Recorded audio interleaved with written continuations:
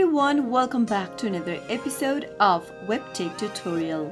In today's video, I'm going to show you how to download Heartland application on your Android device.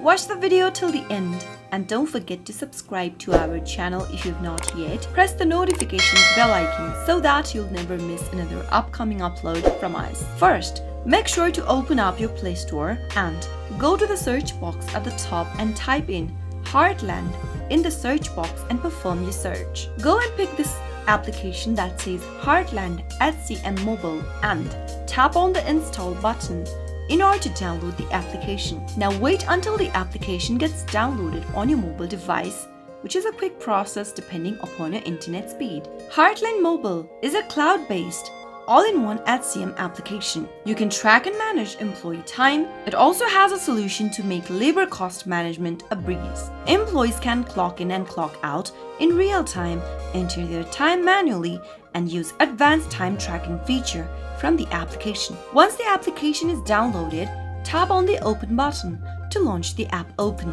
That is how you can easily download Heartland application for your mobile device. I hope you found the video to be helpful. If it was, go ahead and give us a thumbs up. I'll be back soon with more videos like this. Thank you for watching.